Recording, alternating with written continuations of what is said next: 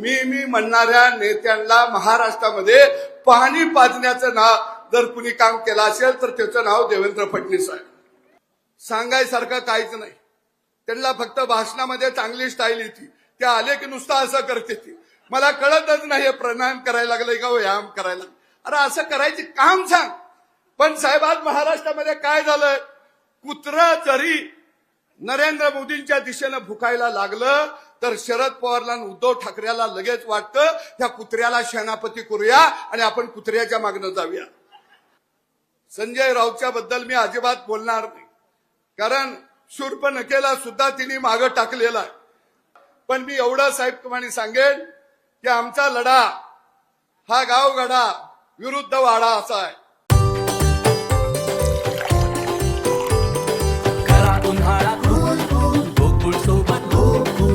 गोकुळ सोबत गोकुल.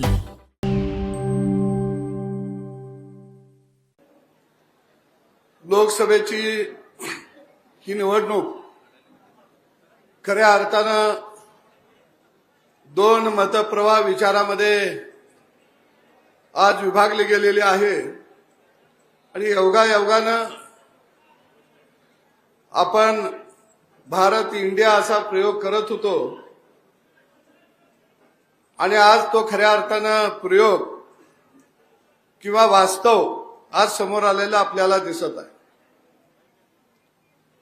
आणि या निवडणुकीच्या माध्यमातून गावगाड्यातून आलेला माझा शेतकरी तरुण मित्र माता भगिनी आज मोठ्या संख्येनं खऱ्या अर्थानं भारताच्या बाजूने लढाईसाठी इथं आल्या. त्याबद्दल मी पहिल्यांदा या सर्व माता भगिनीला मनापासून धन्यवाद देतो. या ठिकाणी सर्व पत्रकार मित्र साहेब, खऱ्या अर्थानं मी सांगेन की मी चळवळीमध्ये 1984 ला आलो आणि त्यावेळी आमची परिस्थिती ही प्रचंड हलाखीची होती. पण त्या काळामध्ये कधी एकच विचार शरद ऋषींचा आम्ही ऐकला, एका दाण्याचे 1000 दाणे करणारा आपला बाप गरीब का, याचं उत्तर शोधायला खऱ्या अर्थानं शरद ऋषी नावाच्या महामानवानं आम्हाला शिकवलं. आणि त्या काळापासून प्रस्थापित विरुद्ध विस्थापित अशा लढाईला सुरुवात झाली. निश्चितच गावगाड्यातल्या शेतकऱ्यानं, शेतमजूर, बारा बुलतेदार, आलुतेदार यानं प्रचंड साथ दिली. आज सुद्धा आमच्या शिवसेनेचे नेते बापू मला रात्री 1 वाजता म्हणायचे की भाऊ उद्याची सभा कशी होईल. मी बापूला सांगितलं अर्ध मैदान ही माझी माय माऊली या ठिकाणी भरून दाखवेल, तुम्ही अजिबात चिंता करायची गरज नाही. कारण साहेब बावनकुळे साहेब इथं आले त्यावेळी सुद्धा शेवटच्या टोकाचा माणूस दिसत नव्हता. तुम्ही किसान आत्मनिर्भर यात्रेला आला त्यावेळी शेवटच्या टोकाचा शिवप्पा माणूस दिसत नव्हता. याचं कारण की आम्ही लढा लढलो त्या प्रस्थापितांच्या विरोधामध्ये. कधी माझ्यासारखा फटका माणूस आमदार होईल, मंत्री होईल मला वाटलं नव्हतं. पण या व्यासपीठावरती बसलेला हा आमचा नेता, या नेत्याने या महाराष्ट्रातल्या विस्थापितांना न्याय दिला आणि प्रस्थापिताच्या छाताडावरती आमच्यासारखी माणसं नाचायला खऱ्या अर्थानं उभा केली. साहेब, मला एक मोठा आनंद आहे की तुमचा सारखा नेता, दूरदृष्टी असणारा नेता या महाराष्ट्राला मिळाला. तुम्ही सत्तेवरती आल्यानंतर मला काही काळ तुमच्या बरोबर काम करता आलं. पण रात्रीच्या 5-5 वाजेस्तवर काम करणारा नेता या महाराष्ट्रामध्ये मी तुमच्या रूपानं खऱ्या अर्थानं पाहिला. तुम्ही विचार केला या महाराष्ट्राच्या विकासाचा, या महाराष्ट्राच्या प्रगतीचा. आणि म्हणून या महाराष्ट्रामध्ये तुम्ही जलयुक्त शिवार सारखी योजना राबवली आणि गावं सगळी हिरवीगार केली. सगळ्या पाणी योजनेला तुम्ही चालना दिली. आज आमचा संजय काका इथं बसलेले आहे. अगदी दुष्काळ भागामध्ये नंदन वन फुलवण्याचं काम या महाराष्ट्रामध्ये कुणी केलं असेल तर त्याचं नाव देवेंद्र फडणवीस आहे. आणि म्हणून निश्चितपणानं साहेब काम करत असताना तुम्ही मला, संजय काका आणि मी आणि पृथ्वीराज बाबा हेलिकॉप्टर मधनं शिराळ्याला येत होतो. येता येता तुम्ही मला पाणी पुरवठा खातं दिलं आणि त्याची घोषणा केली साहेब या हातकणंगले मतदारसंघामध्ये त्या खात्याच्या माध्यमातून 680 कोटी रुपये आम्ही पाणी योजनेसाठी आणलं. 680 कोटी. पन्हाळगडला पाणी दिलं आम्ही, विशाळगडला पाणी दिलं. बारीक बारीक वाड्या वस्त्यावरती खऱ्या अर्थानं पाणी देण्याचं काम या ठिकाणी आम्ही केलं. आणि म्हणून निश्चितपणानं शेतकऱ्याच्या बाबतीमध्ये तुम्ही सदैव बरोबर राहिलाय. कारण आम्ही कडोलीला शेतकरी परिषद घेतली आणि या महाराष्ट्रामध्ये देशामध्ये पहिल्यांदा क्रांतिकारक निर्णय तुम्ही केंद्र सरकारला घ्यायला लावला. 31 रुपये साखरेची किंमत पहिल्यांदा साहेब तुमच्यामुळे बांधून मिळाली. ही एक महाराष्ट्रातल्या इतिहासातली मोठी क्रांती होती. आणि म्हणून निश्चितपणानं एक लक्षात येईल की तुमच्या काळात तुम्ही शेतकऱ्याला मार्केट कमिटीमध्ये मताचा अधिकार दिला. तुम्ही भाजीपाला नियमनमुक्तीचा निर्णय त्या ठिकाणी घेतला. असे अनेक निर्णय तुम्ही घेतले. मराठा समाजाला आरक्षण तुम्ही दिलं. ते आरक्षण महाविकास आघाडीनं घालवलं. पण तुम्ही सत्तेवर आले परत 10% दिलं. ते तुम्ही टिकवलं. आणि खऱ्या अर्थानं बहुजन समाजाचा खरा खुरा जर चेहरा या महाराष्ट्रामध्ये कोण असेल तर त्याचं नाव देवेंद्र फडणवीस आहे. मला माहित आहे शरद जोशी कधी कधी बोलता बोलता म्हणायचे माझं आडनाव ते मला घात करतंय. जोशीच्या ऐवजी दुसरं आडनाव असतं तर सदाभाऊ आपण महाराष्ट्रामध्ये क्रांती केली असती असं बसलो अनेक वेळा म्हणायचे. तसं साहेब तुमचंही आडनाव थोडं घात करत होतं. पण तुम्ही बाप माणूस निघाला. मी आडनाव जगत नाही तर मी समाजाच्या आशीर्वादावरती उभा आहे. आणि खऱ्या अर्थानं मी म्हणणाऱ्या नेत्यांना महाराष्ट्रामध्ये पाणी पाजण्याचं नाव जर कुणी काम केलं असेल तर त्याचं नाव देवेंद्र फडणवीस आहे. देवेंद्र फडणवीसचं नाव नुसतं निघालं तर गडी कापायला लागते ती. या महाराष्ट्रामध्ये प्रस्थापितांचं वाड उद्ध्वस्त जर कुणी केलं असेल तर ते देवेंद्र फडणवीस या व्यक्तिमत्वानं केलेले आहे. आणि म्हणून निश्चितपणानं या ठिकाणी एकनाथ शिंदे साहेबांच्या अध्यक्षतेखाली साहेब काम करत असताना एक चांगला मुख्यमंत्री मिळाला या राज्याला. तुम्ही चांगला मुख्यमंत्री दिला. मी तर त्या मुख्यमंत्र्यांचं वर्णन करताना म्हटलं तर महाभारतातला कर्ण हा कौरवाच्या बाजूला लढला. पण या महाराष्ट्राच्या राजकारणातला एकनाथ शिंदे नावाचा कर्ण हा खऱ्या अर्थानं पांडवाच्या बाजूने लढला आणि अर्जुन म्हणून तुम्ही रथात उभा राहिला. आणि म्हणून खऱ्या अर्थानं या महाराष्ट्रामध्ये प्रस्थापित धुळीला मिळाले. आणि सगळ्यांना तुमचा राग काय याचं मला माहित आहे. कारण तुम्हाला सर्वसामान्य माणसाची नस माहित आहे. महाराष्ट्रातला शेतकरी शेतमजूर 12 मुलतेदार याच्यासाठी काय केलं पाहिजे हे तुम्हाला माहित आहे. आणि ते काम तुम्ही करत आहे.